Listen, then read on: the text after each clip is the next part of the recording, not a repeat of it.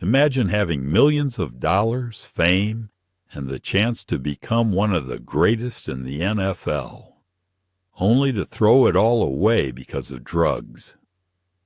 This is the tragic story of Lawrence Phillips, Josh Gordon, Justin Blackmon, a player who had it all and lost everything. Josh Gordon, he led the NFL in receiving yards at just 22 years old. Analysts called him the next Randy Moss. But instead of a Hall of Fame career, he became one of football's biggest tragedies. The question is simple. How does a superstar throw it all away for drugs? In 2012, Josh Gordon entered the league with the Cleveland Browns and instantly showed flashes of greatness. Then came 2013, his breakout year. Despite missing 2 games for suspension, Gordon recorded 1,646 yards and 9 touchdowns in just 14 games, leading the NFL. He put up back-to-back 200-yard performances. He looked unstoppable, even with average quarterback throwing his way. Fans believed they were witnessing the birth of a legend. But while the world saw a rising star, behind the scenes, Gordon was fighting a battle he couldn't win. Why would someone so talented risk everything? For Gordon, drugs weren't just a bad habit. They were a way to escape. Even in college at Baylor, he faced suspensions for marijuana. Later, he admitted to playing games under the influence. What fans didn't see was the pressure, the anxiety, the mental health struggles he carried. Addiction became his coping mechanism. The NFL tried to intervene with counseling and treatment, but time after time, Gordon relapsed. His downfall wasn't just about breaking league rules. It was about an inner fight he couldn't overcome. The consequences were devastating. Between 2014 and 2019, Gordon was suspended 6 different times. He lost multiple full seasons in the prime of his career. More than $10 million in salary vanished. Coaches still praised his natural ability, but no team could trust him to stay on the field. Brief flashes of hope came when he caught passes from Tom Brady in New England or suited up for Seattle. But every comeback was followed by another suspension. Each chance slipped away, and the player once compared to Randy Moss became a cautionary tale. Eventually, Gordon himself admitted the weight of his mistakes. In interviews, he confessed how deeply his choices hurt not just his career, but his family and teammates who had believed in him. "I let my demons win," he said. Football had once been his safe place, but his addictions pulled him further and further from the game he loved most. The guilt of knowing he could have been one of the greatest receivers of his generation never left him. Josh Gordon's story is remembered less for his 2013 brilliance and more for the suspensions that followed. It's the story of wasted talent, the cost of addiction, and the haunting guilt of knowing what could have been. And that is why, when fans talk about Josh Gordon today, they don't just remember the catches, they remember the fall. Lawrence Phillips. He was once the most feared running back in college football, a star so dominant that NFL teams believed he could change the future of their franchise. At Nebraska, he bulldozed defenses, won a national championship, and became a household name. But just as quickly as he rose, his life spiraled into chaos.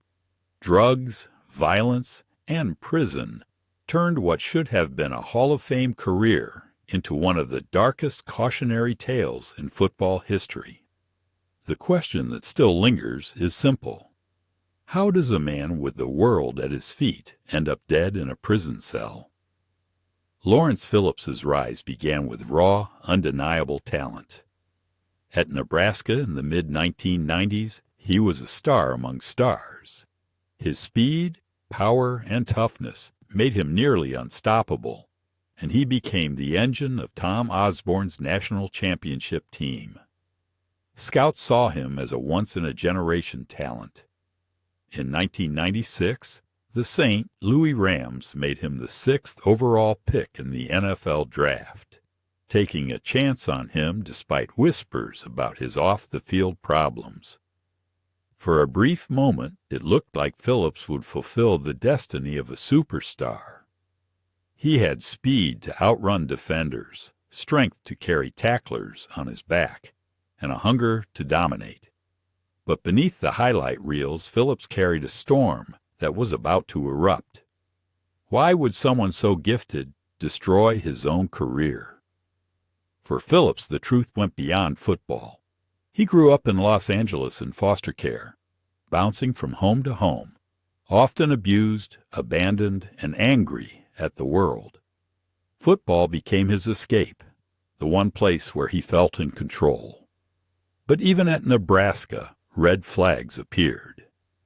In 1995, after a game, he was arrested for assaulting his girlfriend, an incident that shocked the football world but did not derail his draft stock. NFL teams told themselves his issues could be fixed, that once he had money and structure, the problems would fade. But Phillips's pain and rage never left him. Drugs and alcohol became part of his coping mechanism, and violence followed him like a shadow. Addiction and trauma became stronger than discipline, and his demons surfaced again and again. The effects were devastating. In the NFL, Phillips quickly developed a reputation not for his plays, but for his arrests. The Rams gave him chance after chance, but he kept showing up late to practice, drinking heavily, and running into trouble off the field. After less than 2 seasons, they cut ties. The Miami Dolphins picked him up, desperate for his talent, but his behavior spiraled. Arrests piled up, domestic violence, drug use, and reckless actions that made headlines for all the wrong reasons. Within just a few years, the player once seen as a franchise savior was out of the league completely. By 1999, his NFL career was over, gone as quickly as it began. But Phillips' downfall didn't stop with football. Away from the field, his life unraveled further. He committed assaults, engaged in fights, and found himself in and out of jail. In 2005, he was arrested after using his car to run over 3 teenagers following a dispute during a pickup football game. That moment symbolized the collapse of his life. A once great running back, now reduced to crime and rage. Courts handed down sentences, and soon Phillips was facing more than 30 years in prison. Justin Blackmon. He was supposed to be the next big thing, a wide receiver so dominant in college that NFL scouts compared him to Hall of Fame legends. Drafted in the first round, Justin Blackmon looked like the future of the Jacksonville Jaguars. But instead of becoming a star, his career collapsed under the weight of addiction, suspensions, and self-destruction. How does a man with all the talent in the world throw it away before his prime even begins? Blackmon's rise was meteoric. At Oklahoma State, he was unstoppable, winning the prestigious Biletnikoff Award twice as the nation's top wide receiver. In 2010 and 2011, he put up video game numbers, embarrassing defenses and making highlight reels look effortless. When the Jaguars drafted him with the 5th overall pick in the 2012 NFL Draft, fans believed their struggling franchise had finally found its savior. Blackmon's rookie year showed flashes of greatness: 64 catches, 865 yards, 5 touchdowns. The future seemed limitless. He had the hands, the speed, and the swagger. But behind the touchdowns, Blackmon was already battling demons he could not outrun. Why did this happen? The truth is, Blackmon's problems started long before the NFL spotlight. Even before his pro debut, he had multiple run-ins with the law, including alcohol-related incidents. He wasn't just a player with talent. He was a young man carrying dangerous dependency. The money, fame, and pressure of the NFL only made those issues harder to control. Alcohol became his weakness, a quiet but powerful force, pulling him away from football. And unlike some players who hid their struggles, Blackmon's behavior soon became impossible to ignore. The effect on his career was devastating. In 2013, just 1 year after his rookie season, Blackmon was suspended for violating the NFL's substance abuse policy. He missed games, lost trust, and began to fade from the Jaguars' plans. When he tried to return, he failed another test. By 2014, the league indefinitely suspended him. What should have been the prime years of his career disappeared in a haze of bad choices and missed opportunities. Jacksonville moved on, drafting new players, while Blackmon drifted further into obscurity. For fans, it felt like betrayal. A franchise desperate for a hero had placed their hopes in a man who couldn't control his addictions. The guilt surrounding his story is heavy. Justin Blackmon never officially retired, but his career ended almost before it began. Fans still remember the highlight catches at Oklahoma State and the glimpses of brilliance as a rookie, but they also remember the wasted potential. Blackmon himself has largely disappeared from the public eye, a shadow of what he could have been. His name lingers as one of the NFL's great what-ifs, a player whose career serves as a warning that talent alone is never enough. Without discipline, without control, and without help, even the brightest stars can burn out before they ever truly shine.